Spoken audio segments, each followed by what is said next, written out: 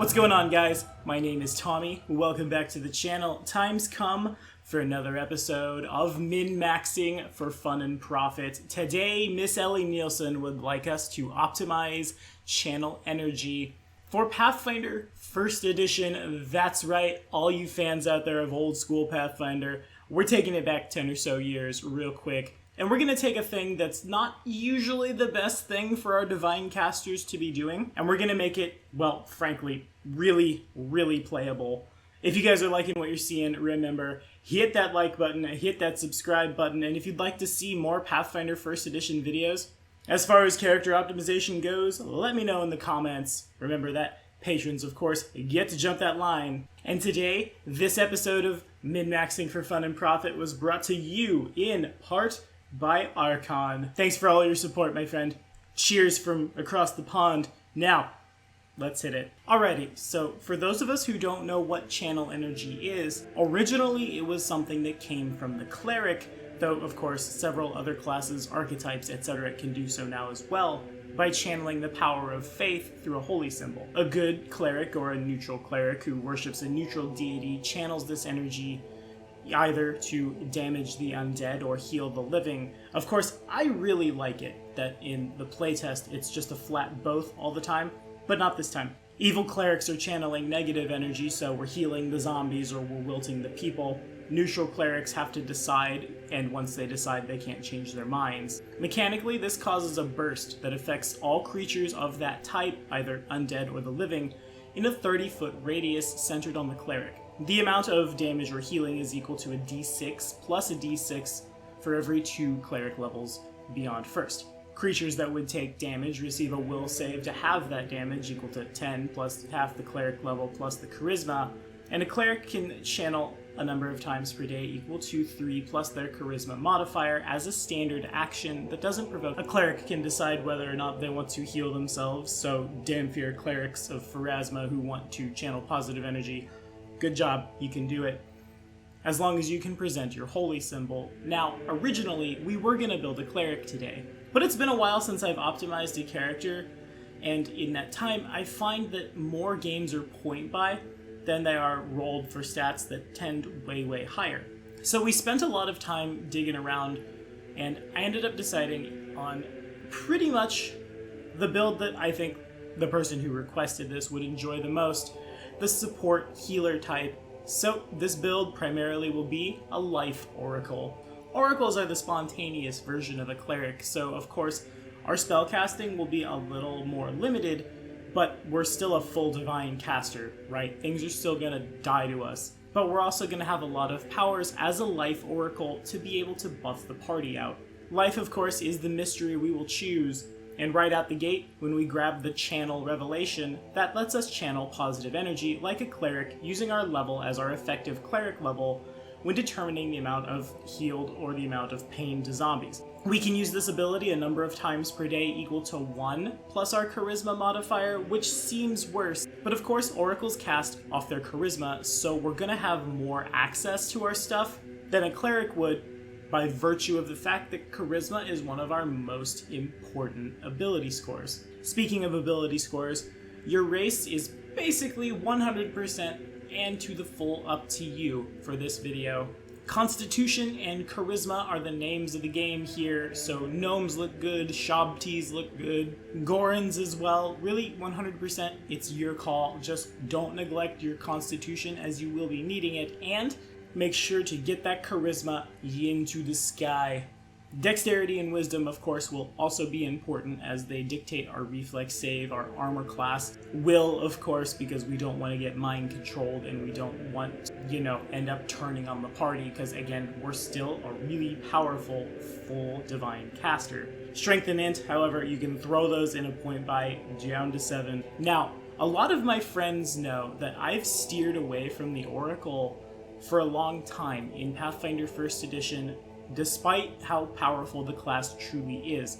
There's a lot of really cool stuff that our Oracle mysteries can grab us, but in return we must accept a curse. And I just know Kane is listening to this and laughing his butt off in Alberta right now. But for this build, we're going to be playing the Dual Cursed Oracle, which means at first level, we'll be choosing, of course, not one, but 2 curses. One of those curses never changes its abilities as it gains levels, so really it's just stapled on as attacks. For our curses, we'll be taking Haunted and Tongues. The Haunted curse says that retrieving any stored item from your gear is a standard action unless it would normally take longer. Any item you drop lands 10 feet away from you in a random direction. You get Mage Hand and Ghost Sound, both to our list of spells known. And honestly, I think we're gonna let Haunted be the curse that goes up the most because Levitate, Minor Image, Telekinesis, and Reverse Gravity are really powerful spells, which means Tongues is just our tax. Our Tongues curse requires us to pick one of the following languages, either Abyssal, Aklo, Aquan, Orin, Celestial, Ignan, Infernal, or Terran. Whenever you're in combat, you can only speak and understand the selected language. You gain the selected language as a bonus language, and really, this curse is just a matter of coordinating with the party at the beginning of the game and making sure all of you speak, let's say, Celestial. Literally, this is 1 rank in linguistics for everybody, or coordination at the beginning, and it's bought off. Now, there are definitely more powerful curses and more powerful mysteries the Oracle can take, but again, we're literally just here to optimize that healing and support power. But before we can talk about our Oracle stuff, our first level will be a Monk level. Specifically, because I like dragons, obviously, Scaled Fist. We're charisma based, and so we're probably going to have a really high charisma. We don't want to be slowed down by armor, and again, you'll probably have a higher armor class than the full plate guy most of the time, relying on Dex and Chaw. Scaled Fist monks can use their charisma in place of their wisdom added onto their armor class. Alrighty, let's talk about these revelations, shall we? So, the Dual Cursed Oracle gets a lot of really powerful revelations and gets 2 more revelations than the vanilla Oracle at Oracle level 5th and 13th. We will be taking both of them basically as soon as we can, but first, of course, we have to take the Channel Revelation, which allows us to channel like a cleric at our 2nd level, Oracle level 1. At 4th level, we'll grab Misfortune. As an immediate action, you can force a creature within 30 feet to re-roll any 1d20 roll that it has just made before the results of the roll are revealed. The creature must take the result of the re-roll even if it's worse than the original. Once it's suffered from this, it can't be the target again for a day. Right on its heels at level 6, we're grabbing Fortune. As an immediate action, you can re-roll any 1d20 roll that you have just made before the results of the roll are revealed. You have to take the results of the roll even if it's worse than the original roll. You can use this ability once per day at 5th and 1 additional time per day for every 6 levels after. Now, you guys have all heard me talk about my optimized party, my SWAT team. Follow this card right up here, by the by. If you haven't heard, we'll get you caught up. This build definitely is the control build, not a switch hitter, not a punisher, the guy in the back who's casting hold person. But truly, had I known of the power of the class when I made that video, witches or shamans all the way to fill those spots, because the ability to influence the d20 roll is the most important, most broken thing in Pathfinder. Is somebody running up on the party and gonna crit them with like a Tetsubo or a Scythe or some other times 4 craziness? And yeah, you're within 30 feet of them because you're building to channel energy. You just, as an immediate action, tell them no. Have them reroll. Maybe they'll get that 5% chance and hit a natural 20 again, but my friends, that's a 1 in 400. I bet they didn't. If they did, then you were destined to reroll a character, I suppose. And Fortune protects you as well, especially in metas where natural 1s do terrible things to you. That basically makes you, in a limited sense, fumble-proof. Now, is this as good as a witch? No, it isn't. But we have some other tricks in our bag of tricks, and this also helps us give the witch a little more time to set up. It's incredibly powerful, I can't recommend it enough. Now, moving on back to the Life Oracle. At level 8, we'll grab Energy Body. As a standard action, you can transform your body into pure life energy, resembling a golden white fire elemental. In this form, you gain the elemental subtype, aka crit immunity, and give off a warm, welcoming light that increases the light level within 10 feet by a step up to normal light. Any undead creature striking you with its body or handheld weapon deals normal damage, but at the same time takes a d6 of positive energy damage plus 1 point per oracle level. Creatures wielding reach weapons don't take the damage if they attack you. If you grapple an undead, or attack them using unarmed strikes or natural weapons, oh wait, we took a monk dip, we can do that. You may deal this damage in place of the normal damage for the attack. What we're here for is, once per round, if you pass through a living allied creature's square, or the ally passes through your square, it heals 1d6 hit points plus 1 per oracle level. You may use this ability to heal yourself as a move action. You choose whether or not to do the healing when the passing occurs, and you can return to your normal form as a free action, remaining in energy body form for a number of rounds per day equal to your level. This has wonderful synergy with a later revelation. Also, it looks really cool. They want to see you burn? No, you are living fire. Boom. Light up the world. To say nothing if you're fighting undead a bunch. Is this channel energy build building to combat the undead? No, it is not. Because that's not every game, but you're certainly equipped to do so right here if that's what you want to do. Next up at level 12, why not? Let's take Life Sense, which allows us to notice and locate living creatures within 30 feet as if we had blind sight. Not blind sense, no. We know where they are. We know exactly where that invisible rogue is once they get within 30 feet of us. And that's when a Dispel Magic is popped so the party can kill him dead, of course. Now, the synergy comes from Lifelink, which will be our next revelation. As a standard action, you may create a bond between yourself and another creature. Each round at the start of your turn, if the bonded creature is wounded for 5 or more hit points below its max, it heals 5 hit points and you take 5 damage. You may have 1 active bond per oracle level. The bond continues until the bonded creature dies, you die, the distance between you and the other creatures exceeds medium range, or you end the bond as an immediate action. If you have multiple bonds active, you may end as many as you want with that same action. Now, we have 13 oracle levels as we take this. That means we can have 13 of these bonds active. We probably won't. Let's say we have, 3 active. You've targeted the Paladin, you've targeted the Ranger, and you've targeted the Ranger's Warcat. And you do this at the start of the day. And ensure you don't break medium range. You're a channel energy guy. You're going to be really close to everybody pretty much all the time. They start taking damage, they get healed. Let's say all 3 of them get hit. You take 15 damage at the start of your turn. For your move action, using energy body, you heal for a d6 plus your level. Right now we're level 13, so you probably heal it all off right there in-house. They get basically fast healing. And that frees up your standard action to channel if more energy is required, to cast really powerful spells if that's required. It's versatile, it's strong, it keeps everybody standing. Honestly, I've never wanted to play a healer in this game, but I'd play this one. Anywho, Safe Curing is next up at level 16. Whenever you cast a spell that cures the target of hit point damage, you don't provoke for spell casting. At this point, we're probably fighting big, bad, scary things with bigger, badder threat ranges, and we don't want to risk fumbling that cast defensive roll, right? We don't want it. At 20th level, Oracle level 19, our last revelation is Spirit Boost. Whenever your healing spells heal a target up to its maximum hit points, any excess points persist for 1 round per level as temporary hit points, up to a maximum number of temporary hit points equal to your Oracle level, so a maximum of 19. Can you say heal? That's really good. When I first saw this, I definitely thought I would just cast heal on somebody and give them 150 hit points, and they'd keep 140 of them as like temporary hit points for a round, and that's gnarly. But nevertheless, an extra 19 hit points sitting on top as temporary hit points after you've mass healed the squad is nothing to shake a stick at. Now, next up it's some feats. At level 1, we're a monk. At the beginning of the game, we're punching people. So, we of course get a bonus feat. In addition to our regular feat starting out, we'll grab Improved Initiative and Dodge. Dodge, of course, is that free stackable +1 to armor class.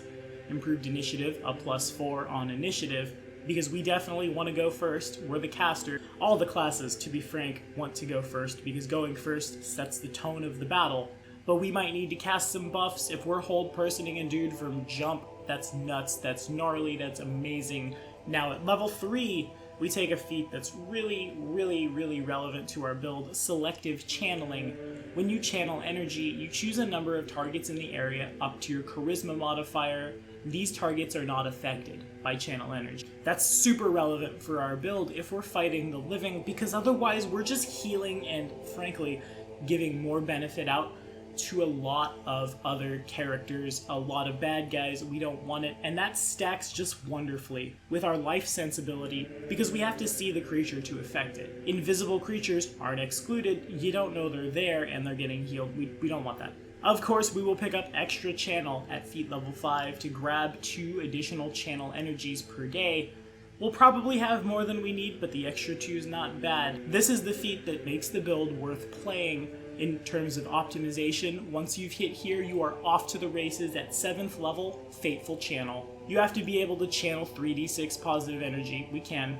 And worship Pharasma, so you're neutral and you chose to channel positive energy. Congratulations. When you channel positive energy to heal living creatures, you grant each creature you heal the ability to roll twice and take the better result on a single attack roll, skill check, or saving throw of their choice within a number of rounds equal to your charisma bonus, a minimum of 1.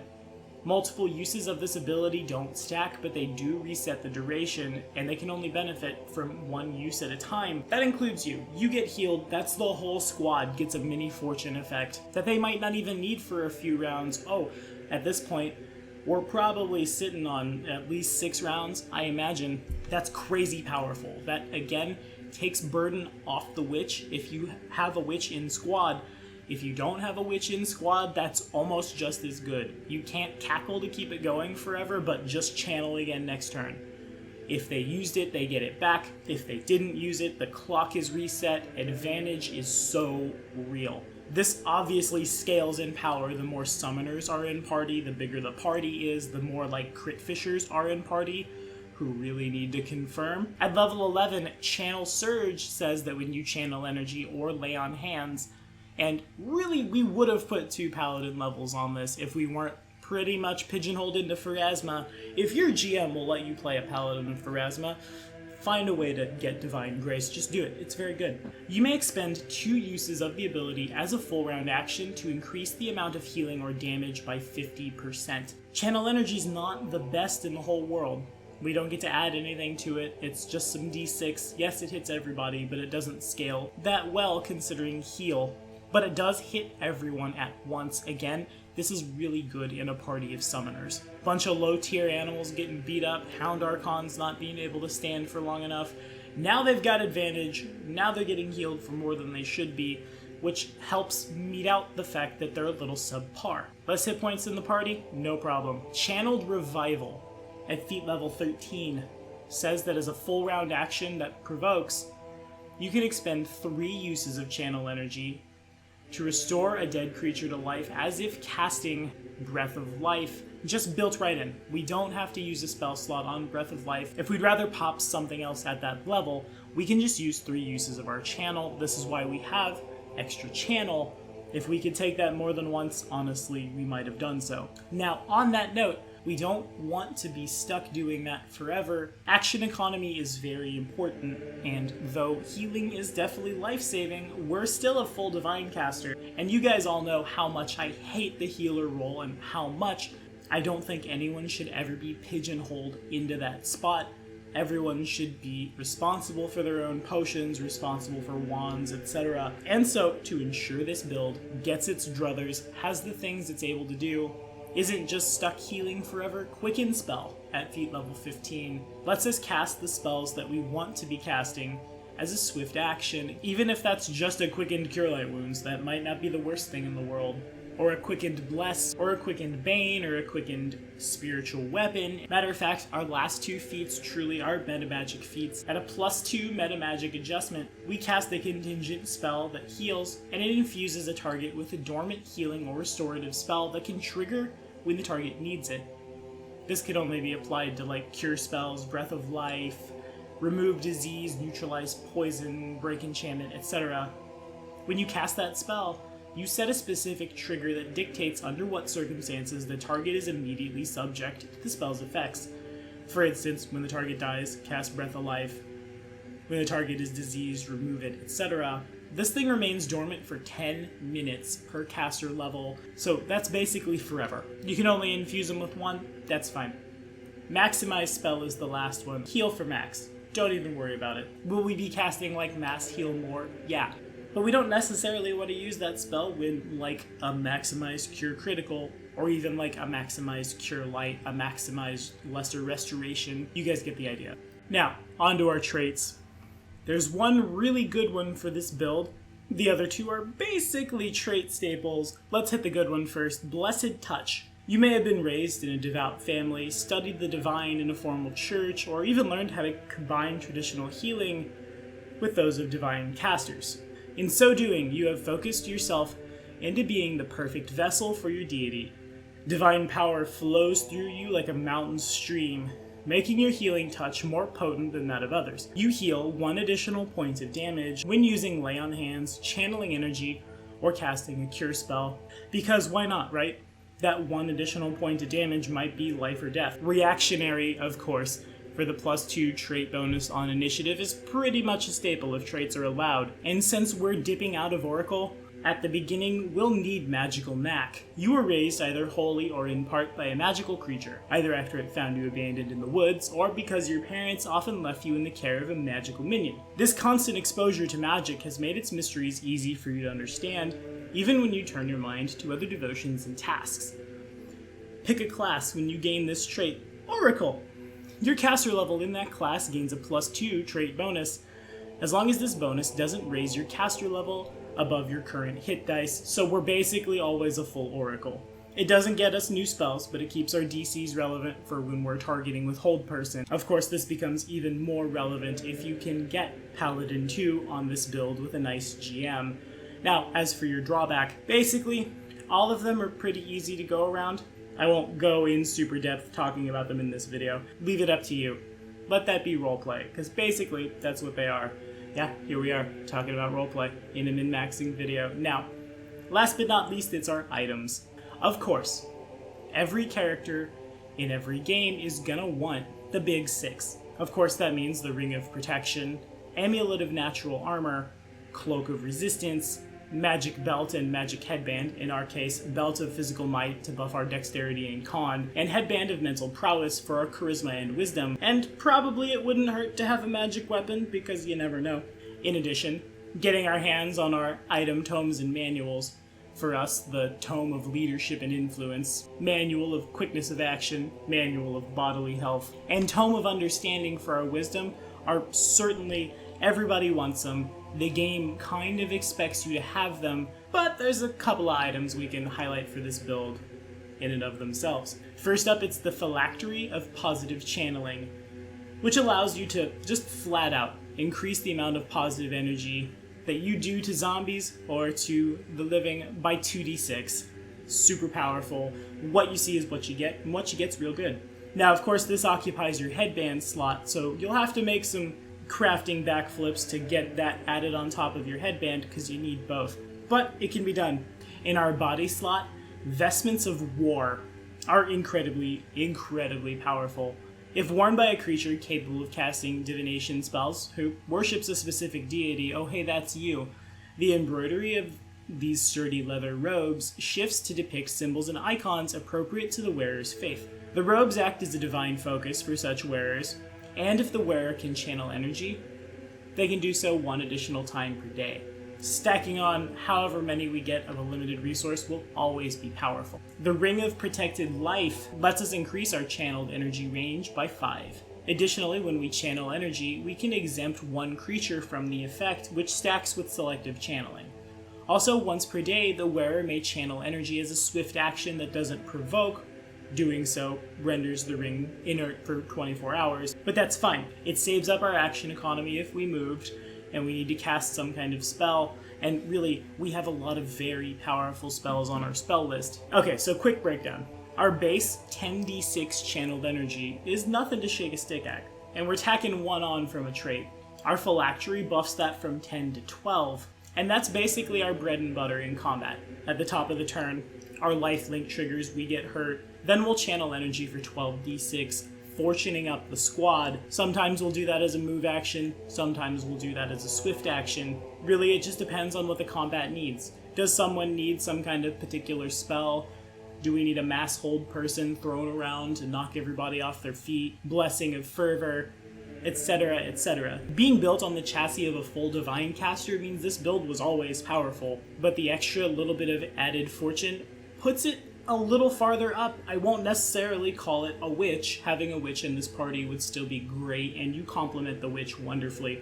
But you should be able to keep people alive for quite a while, stave off the damage, keep them standing, and again, still have the ability to do what you want to do on your turn instead of being relegated into the heal bot slot. What do you guys think though? Is this good? Have we played a channeling character before? Could I have done something better? Throw in the comments, as always, let me know what's up, and be sure to like and subscribe for more videos if you're liking what you're seeing, but that's all we have for today. Thanks again so much for watching. We've got not one, but 2 more Legacy Pathfinder min-max videos coming down in the next 2 weeks. Ellie, you requested the Swashbuckler a while ago, and now you're a patron, so all of your requests go straight to the front of the line, but we're gonna hit Tiki first. We're optimizing Wild Shape next week. See you then.